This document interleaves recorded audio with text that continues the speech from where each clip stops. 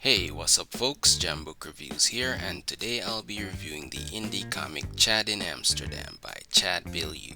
Chad Bilyeu is an American writer, photographer, and DJ. In the year 2009, after completing his undergraduate degree in the US, he moved to the Netherlands to further his studies. There he quickly fell in love with the city of Amsterdam and decided to make it his new home.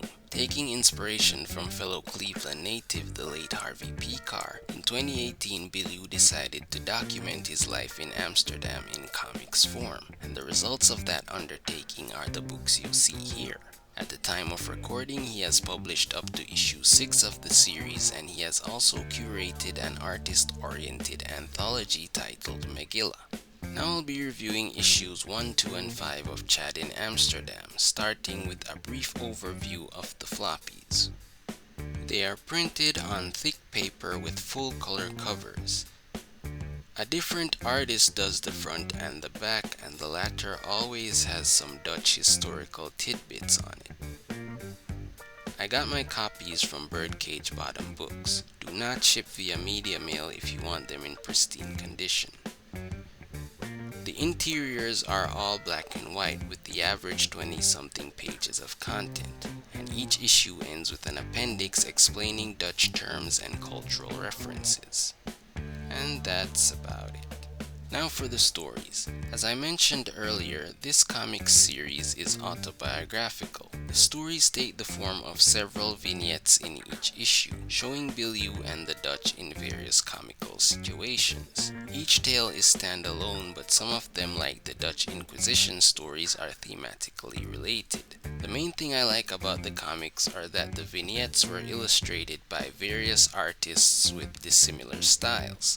For example, the first story in issue 2 was illustrated by Eric Y, and his clean style I'd associate with newspaper strips, while the second story in issue 1 was illustrated by Boyan, and the style is more grungy and underground, so that's very cool. And there are also many little Easter eggs in the comics for observant comics fans. Another thing I liked is that Bilyeu does not take the tourist board approach to Amsterdam, meaning he is honest, at least in my estimation, about his experiences there as a black immigrant. This is exemplified by his most controversial issue, number 5. In it, he told the story of his first encounter with the Dutch holiday Sinterklaas and the character Zwarte Piet. Bilyeu approached the subject directly by giving readers the historical origin of the character and combining that with the perspective of the modern Dutch people, including his friend, before giving his own take. And that's the beauty of a series like this.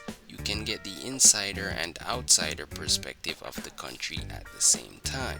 My main criticism of the series is that there hasn't been a full-color issue yet. Granted, underground comics are usually done in black and white, but these covers have definitely planted the seed of desire for that, so hopefully there is one published in the near future.